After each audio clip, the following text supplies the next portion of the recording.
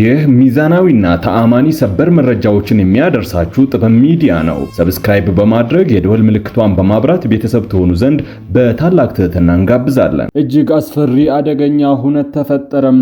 ሱናሚ በኢትዮጵያ ውስጥ ተፈጥሯል። በአስደንጋጭ ሁኔታ የዜጎች ሕይወትንም ቀጥፏል። ተጨማሪ ዘገባ አዘጋጅተናል። አሜሪካ የብልጽግናን መንግስት ለመፈንቀል ከግብጽና ከኤርትራ ጎን ቆማለች መባሉ ውዝግብን ፈጥሯል። ሰፋ ያለ ዘገባ አለን። አብራችሁን ከሆናችሁ ተሰሙታላችሁ። በኦሮሚያና በሲዳማ አዋሳኝ አካባቢዎች ዳግም በተቀሰቀሰ ግጭት የሰው ሕይወት ሲያልፍ ትምህርት ቤትና የሰብል ምርቶች ወድመዋል። በግብጽ ዳሚያታ ወደብ ላይ የአሜሪካ ንብረት የሆነች የጋዝ ጫኝ መርከብ የድሮን ጥቃት ተፈጽሞባታል። ወደ ውጭ ዘገባችን ስናልፍ እናቀርበዋለን። ውድ ቤተሰቦቻችን በዕለቱ የመረጃ ሰዓታችን እነዚህንና ሌሎችንም ሀገር አቀፍ፣ ዓለም አቀፍና ቀጠናዊ መረጃዎችን በዝርዝር ወደ እናንተ እናቀርባለን። ለዕለታዊ እንቅስቃሴ ይረዳችሁ ዘንድ የዕለቱን የውጭ ሀገር ገንዘቦች ዕለታዊ የምንዛሬ ዋጋ እናስቀድማለን። በተለይም ከሀገር ውጭ ወደ ሀገር ውስጥ ለወዳጅ ዘመድ ገንዘብ የምትልኩ ውድ ቤተሰቦቻችን ይህ መረጃ በእጅጉ ይጠቅማችኋል።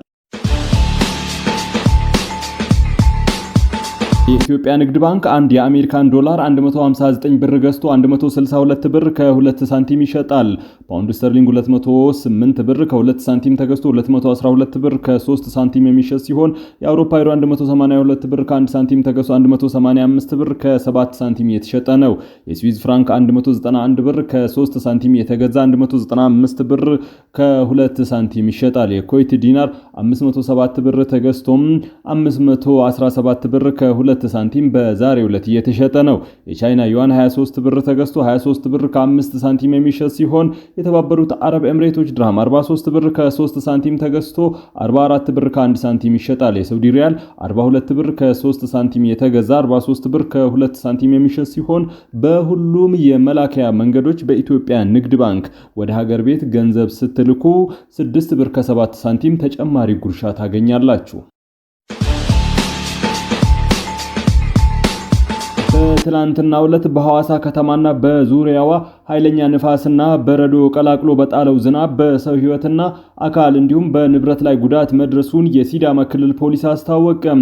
በደረሰው አደጋ በቱላ ክፍለ ከተማ ጨፌ ቀበሌ በመኖሪያ ቤት ላይ በደረሰው ውድመት የአንዲት ግለሰብ ሕይወት አልፏል። በተጨማሪም በዚሁ ክፍለ ከተማ በ11 ሰዎች ላይ ጉዳት የደረሰ ሲሆን አንድ ከባድና 9 ቀላል ጉዳት መድረሱን ገልጿል። ተጎጂዎቹ በሆስፒታል ሕክምና እየተደረገላቸው እንደሚገኝ ፖሊስ አስታውቋል።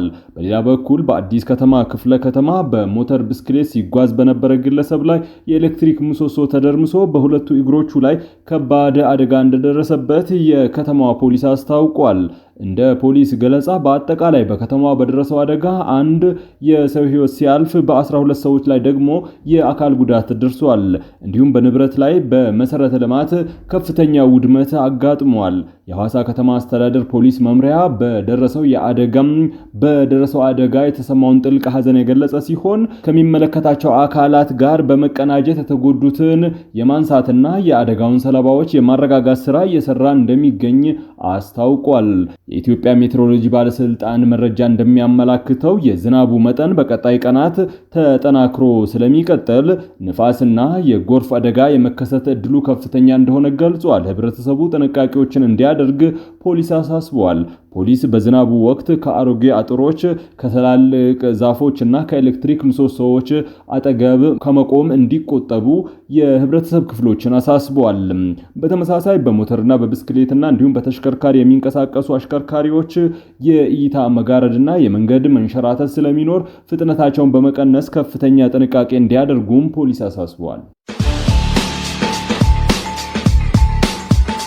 የአሜሪካ የውጭ ጉዳይ መስሪያ ቤት የመካከለኛው ምስራቅና የአፍሪካ ጉዳዮች ከፍተኛ አማካሪ ማሳድ ቡሉስ ከአንድ ሳምንት በፊት በካይሮ ከግብጽ የውጭ ጉዳይ ሚኒስትር በድር አብዱላቲ፣ ከኤርትራ የውጭ ጉዳይ ሚኒስትር ኦስማን ሳለህ እና ከሶማሊያ የውጭ ጉዳይ ሚኒስትር አብዱልሰላም አብዲ ኢሌ ጋር ተገናኝተው መነጋገራቸው በሁለት ጎራ የተከፈለ ውዝግብን ፈጥሯል። ከሶስቱ የውጭ ጉዳይ ሚኒስትሮች ጋር ባደረጉት ውይይት አገራቱ ከአሜሪካ ጋር ካላቸው ግንኙነት ባሻገር የአፍሪካ ቀንድን የተመለከቱ ጉዳዮች የትኩረት አቅጣጫ እንደነበሩ ማሳድ ብሉዝ በኤክስ ገጻቸው ባሰፈሩት መልእክት ገልጿል። ይህንን ስብሰባ አንዳንድ ተንታኞች የስብሰባው ዋነኛ ዓላማ የብልጽግና መንግስትን መፈንቀል እንደሆነ ሲናገሩ፣ ሌሎች ደግሞ በቀጠና ያለውን ውጥረትን ለማርገብ እንደሆነ ገልጸዋል። ተንታኞቹ በተለይም በኤርትራና ኢትዮጵያ መካከል ያለውን የከረረ ውጥረት ለማርገብ ያለመ ውይይት ነው የተደረገው ባይ ናቸው። በሌላ ጎራ የተከፈሉ ተንታኞች ሶስቱን ሀገራት በካይሮ ሊያሰባስባቸው የሚችለው ብቸኛው የጋራ አጀንዳ ኢትዮጵያ ብቻ እንደሆነች አንስተዋል። በተለይም ምስራቅ አፍሪካ ላይ ብዙ ሀገራትን የሚያሳትፍ ጦርነት ሊነሳ ነው በተባለበት በዚህ አደገኛ ሰዓት የኢትዮጵያ መንግስትን ያገለለ ስብሰባ በግብጽ ካይሮ መደረጉ ምናልባትም አሜሪካ ከነዚህ የኢትዮጵያ ተቀናቃኝ ኃይሎች ጋር ብልጽግናን ከስልጣን ለማስወገድ ያሴረች ነው ብለዋል። የስብሰባው አዘጋጅ የአሜሪካ የውጭ ጉዳይ መስሪያ ቤት ከፍተኛ አማካሪ ማሳድ ብሉዝ ውይይቱ ጸረ ኢትዮጵያ ጥምረትን ለመፍጠር አይደለም ብለው ቢያስተባብሉም ተንታኞች ግን አይቀበሉትም። በኦሮሚያና በሲዳማ አዋሳኝ አካባቢዎች በተቀሰቀሰ ግጭት የሰው ሕይወት ሲያልፍ ትምህርት ቤትና የሰብል ምርቶች ላይ ጉዳት ደረሰ። ባሳለፍነው ሳምንት በኦሮሚያ ገርጃ ወረዳ ጉቦ ሄሜ ቀበሌና በምስራቅ ሲዳማ ዞን ጭሪ ቀበሌ መካከል ባገረሸው ግጭት የ10 ሰዎች ሕይወት ያለፈ ሲሆን በደርዘን የሚቆጠሩ ሰዎች ቆስለዋል። በበርካታ ቀበሌዎች የሚኖሩ በሺዎች የሚቆጠሩ ነዋሪዎች ተፈናቅለዋል ሲሉ በሁለቱም ወገን ያሉ የአካባቢው ነዋሪዎች ሁኔታውን አስረድተዋል። ነዋሪዎቹ ግጭቱ በአካባቢው ላይ የነበረውን መረጋጋት በእጅጉ ማደፍረሱን ገልጸዋል። የምስራቅ ጉጂ ዞን የጋርጂ ወረዳ ነዋሪ በአጠቃላይ በጉጂ በኩል ጋርጂ ወረዳ ወደ 12 የሚጠጉ ሰዎች ሲገደሉ ወደ 40 የሚጠጉ ደግሞ ቆስለዋል። በአዶላና ቡሬ እንዲሁም ኩየራና ሻሸመኔ፣ ወላይታ ሶዶ እንዲሁም አዲስ አበባ በሚገኙ የሕክምና ተቋማት በመታከም ላይ ይገኛሉ ነው ያሉትም። በተጨማሪም በርካታ የመኖሪያ ቤቶችና የጉቦ ሄሜ የአንደኛ ደረጃ ትምህርት ቤት የወደመ ሲሆን ይህንን በሺዎች የሚቆጠሩ ነዋሪዎችን ከቤትና ከእርሻ መሬታቸው እንዲፈናቀሉ ማድረጉን ተናግረዋል። የኢትዮጵያ ፌዴራል ፖሊስ ከኢንተርፖል እና ከማላዊ ፖሊስ ጋር በመተባበር አደገኛ ህገወጥ የሰዎች አዘዋዋሪን ወደ ሀገር ውስጥ አስገባም። ከኢንተርፖል እና ከማላዊ ፖሊስ ጋር በመተባበር ከባድ ኢሰብአዊ ድርጊት ሲፈጽም የቆየውን አደገኛ የህገወጥ ሰዎች አዘዋዋሪ አድነው ባሻ ውዳሞን በማላዊ ሀገር በቁጥጥር ስር እንዲውል በማድረግ በህግ ተጠያቂ እንዲሆን ወደ ሀገራችን እንዲመጣም አድርጓል። አድነው ባሻ ውዳሞ በቁጥጥር ስር ሊውል የቻለው ከግብረ አበሮቹ ጋር በመሆን ከማዕከላዊ ኢትዮጵያ ክልል በተለይም ከሃዲያና ከምባታ ዞኖች በርካታ ወጣቶችን ህይወት እንደሚያሻሽልና በመሐላና በአጉል ተስፋ በማታለል በህገወጥ መንገድ ወደ ደቡብ አፍሪካ ሲያዘዋውር መቆየቱን ፖሊስ በሰውና በሰነድ ማስረጃ አረጋግጧል። ተጠርጣሪው ከእያንዳንዱ ተጓዥ ከ600 ሺህ እስከ 800 ሺህ ብር የሚጠይቅ ሲሆን በቅድሚያ ክፍያ ኢትዮጵያ ውስጥ 100 ሺህ ብርና ከዛ በላይ ሲቀበል መቆየቱን የምርመራ መዝገቡ አመላክቷል። ተጓዦችን በሞያሌ በኩል ወደ ኬንያ በማጓጓዝ በጋምቦ ጫካ ውስጥ በድብቅ በማስቀመጥ በየ4 ሰዓቱ ትንሽ ሩዝ እና ከቁራጭ ዳቦ ጋር ብቻ በመስጠት በከፍተኛ ረሃብና የውሃ ጥማት እንዲሰቃዩ ከማድረግም በላይ በሞተርና በእግር በበረሃ ጭምር እንዲያቋርጡ ሲያስገድዳቸው እንደነበረም ፖሊስ ገልጿል።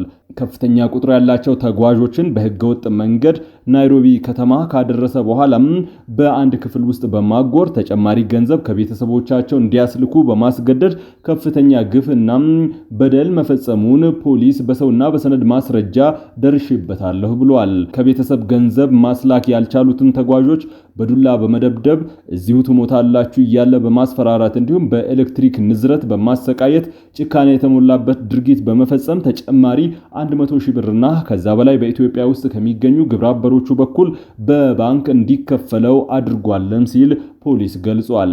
የኢትዮጵያ ፌዴራል ፖሊስ ከኢንተርፖል ጋር በመተባበር ከ2015 ዓ.ም ጀምሮ ባደረገው ከፍተኛ ክትትል በበርካታ የሀገራችን ወጣቶች ላይ ኢሰብአዊ ድርጊቶችን ሲፈጽምና የኢኮኖሚ ጉዳት ሲያደርስ የቆየውን አድነው ባሻ ውዳሞን የማላዊ ፖሊስ በቁጥጥር ስር አውሎ ሐምሌ 22 ቀን 2018 ዓ.ም ለኢትዮጵያ ፖሊስ አሳልፎ መስጠቱን አሳውቋል። በግብጽ ዳሚቲያ ወደብ ላይ የአሜሪካ ንብረት የሆነች የጋዝ ጫኝ መርከብ ላይ የድሮን ጥቃት ተፈጸመ። ትላንት በግብጽ ሜዲተራኒያን ወደብ በምትገኘው ዳማቲያ በሚገኝ የአሜሪካ ንብረት በሆነ ፈሳሽ ጋዝ የሚቀዳ መርከብ በተፈጸመ ድሮን ጥቃት የእሳት አደጋ መከሰቱንና በኋላም እሳቱ በአቅራቢያ ወደሚገኝ ሌላ መርከብ መሸጋገሩን ሮይተርስ ዘግቧል። የብሪታንያ ባህር ኃይል ደህንነት ተቋማት አምብሪው የመጀመሪያ ደረጃ ምዘናና የደህንነት የንግድ መረጃን ጠቅሶ እንደዘገበው ኤነርጎስ ዊንተር የተባለችው መርከብ የቀኝ ጎኗ በድሮን መመታቱን ተመልክቷል። በመቀጠልም እሳቱ በወደቡ ላይ ወደ ነበረች ጋላሶጎ ሳሌም ወደ ተባለች ሌላ የጋዝ መርከብ ተዛምቷል። በግምት 138250 ኩቢክ ሜትር የማከማቸት አቅም ያላት ይቺ መርከብ መቀመጫው አሜሪካ ለሆነው ኢነርጎስ ኢንፍራስትራክቸር የተባለ ኩባንያ ንብረት ስትሆን የቴክኒክ የደህንነትና የንግድ እንቅስቃሴዎች የሚመረምሩት ደግሞ በሲቪሊያን ሺፕ ማኔጅመንት ነው። የግብጽ ፔትሮሊየም ሚኒስቴር በዳማቲያ ወደብ በመገኘት መርከቦቹ ላይ የእሳት አደጋ መከሰቱን አረጋግጧል። የአደጋ ጊዜና የእሳት አደጋ ተከላካይ ቡድኖች አስቀድሞ በተቀመጡ የመልስ አሰጣጥ ሂደቶች መሰረት እሳቱን መቆጣጠራቸውን ሚኒስቴሩ አስታውቋል። የፔትሮሊየም ሚኒስቴሩ ካሪም ባዳዊ የአደጋ ምላሽ ስራውን በቅርበት ለመከታተል ወደ ስፍራው አቅንተዋል። በአደጋው የሞተም ሆነ ጉዳት የደረሰበት እንደሌለ የገለጹ ሲሆን ሚኒስትሩ ለእሳቱ መነሳት የድሮን ጥቃት መሆኑን ከመግለጽ ተቆጥቧል። በድሮን ጥቃት የተፈጸመ ነው የሚለው መረጃ የተገኘው ከባህር ደህንነት ተቋማትና ከደህንነት ምንጮች ነው። እስካሁን ድረስ ለድርጊቱ ኃላፊነት የወሰደ ቡድን የለም።